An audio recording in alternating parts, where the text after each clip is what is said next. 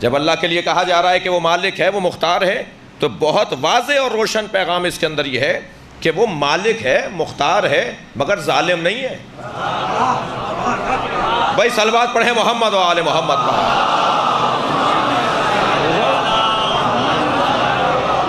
کہیں ذہن میں یہ نہ آئے کہ وہ مالک اور مختار ہے تو ظلم کرے گا۔ یہ وہی نظریہ ہے، یہ وہی خطرناک وادی ہے جس میں کہا جاتا ہے کہ اللہ چاہے تو یزید کو جنت میں بھیج دے۔ یہ وہی وادی ہے خطرناک۔ ہم اس نظریے کو نہیں مانتے۔ ہم جب اللہ کو مالک اور مختار مانتے ہیں تو اللہ کو عادل بھی مانتے ہیں۔ عدل الہی کا تقاضا ہے کہ یزید جہنم میں ہی جائے۔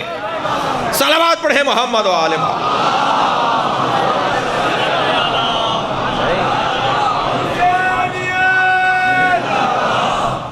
توجہ ہے؟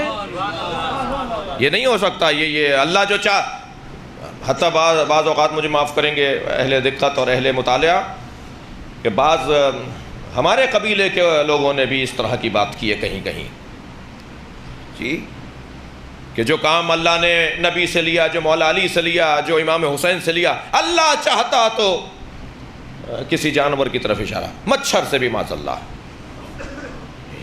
یہ مقصریت ہے۔ اسی کو کہتے ہیں تقصیر، اسی کو کہتے ہیں مقصر ہونا۔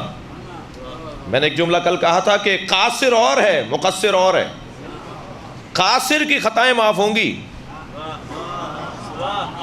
مقصر کی خطائیں اللہ جانے اور وہ جانے۔ قصور اور ہے، تقصیر اور ہے۔ قصور غلطی ہو جانے کو کہتے ہیں اور تقصیر غلطی کرنے کو کہتے ہیں، کوتاہی کرنے کو کہتے ہیں، کمی کرنے کو کہتے ہیں۔ یہ کیا بات ہوئی کہ اللہ نے جو کام نبی سے لیا، اللہ نے جو کام رسول سے لیا، جو کام مولا علی سے لیا، وہ اللہ فلاں سے بھی لے سکتا تھا؟ یہ آپ نے بہت حسین جملہ ہے۔ شاید ہمارے بعض بزرگوں نے علامہ عباس علی نجفی صاحب سے ملاقات کی۔ وہ انگریزی کے ایک بزرگ عالم تھے میر پور خاص کے، ہمارے بزرگ علماء کرام، بزرگ علماء اہل سندھ کے بزرگ علماء میں سے تھے۔ انہوں نے ایک بڑا حسین جملہ اس باب میں کہا۔ علامہ عباس علی نجفی صاحب فرماتے ہیں، غلام مہدی صاحب کے داماد بھی تھے، بھتیجے بھی تھے۔ غلام مہدی صاحب ایک عارف عالم ہمارے سندھ کے علماء میں گزرے ہیں، صاحب کرامت عالم گزرے ہیں ہمارے جی۔ تو غلام مہدی عباس علی صاحب نے فرمایا کہ آپ ان کو جواباً کہا، آپ امکان کی بحث کو چھوڑ کر، آپ امکان کی بحث کو چھیڑ کر وقوع کا انکار کر رہے ہیں۔ امکان یہ ہے کہ اللہ چاہے کسی سے بھی جو کام لے لے، وقوع یہ نہیں ہوا ہے۔ بھائی تھوڑا سا توجہ چاہوں گا، صلوات پڑھیں محمد و آل محمد۔ ثابت کریں کہ کہیں اللہ نے مچھر سے وہ کام لیا ہو۔ وقوع یہ نہیں ہوا، یہ نہیں ہوا کہیں۔ ممکن کی بات آپ کر رہے ہیں اور یہ ممکن بھی نہیں ہے۔ میری بات پر غور کریں گے، یہ ممکن نہیں ہے، ممتنع ہے۔ فلسفے میں اسے ممکن نہیں کہتے، ممتنع۔ صلوات پڑھیں محمد و آل محمد۔ بھائی دو خداؤں کا ہونا ممتنع ہے یا نہیں؟ آپ کا ہونا، میرا ہونا، ان کا ہونا ممکن ہے، ہمارے آئندہ آنے والے بچوں کا ہونا ممکن ہے۔ یہ امکان کی بحث آئے گی فلسفے کی زبان میں، لیکن دو اللہوں کا ہونا ممتنع ہے، ممکن ہی نہیں ہے جی۔ جیسے توجہ چاہوں گا اس جملے پر، آپ کا میں شکر گزار ہوں کہ اصطلاحوں کو توجہ کر رہے ہیں۔ جیسے دو اللہوں کا ہونا ممتنع ہے، ایسے ہی علی والا کام کسی اور کا کرنا ممتنع ہے۔ صلوات پڑھیں۔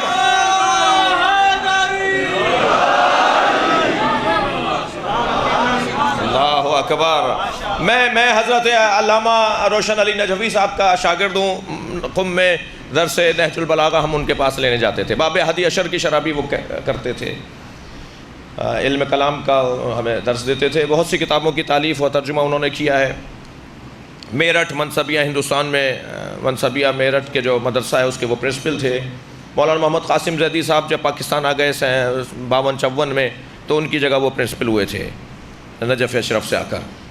پھر اس کے بعد دوبارہ نجف گئے، پھر وہ قم میں انہوں نے، ان کے فرزند ماشاءاللہ بہت پختہ عالم دین ہیں جو ہمارے دوست ہیں، مولانا علی عباس صاحب.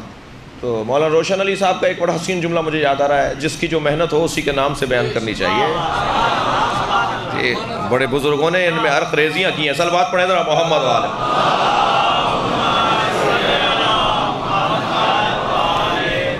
جملہ بڑا حسین ہے اور آپ کی سماعتیں بہت بیدار ہیں.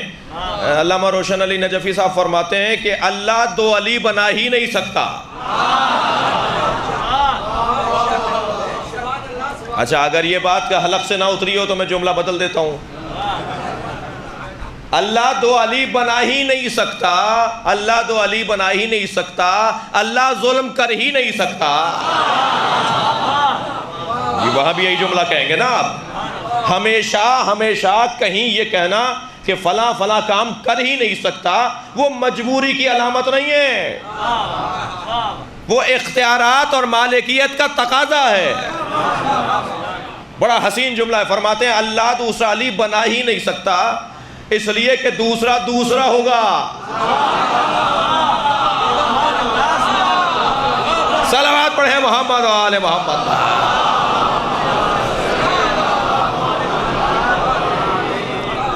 اور اگر میں ممبری زبان میں کہوں کہ اگر اللہ نے دوسرا علی بنایا نا تو دوسرا کعبہ بنانا ہوگا. اللہ اکبر.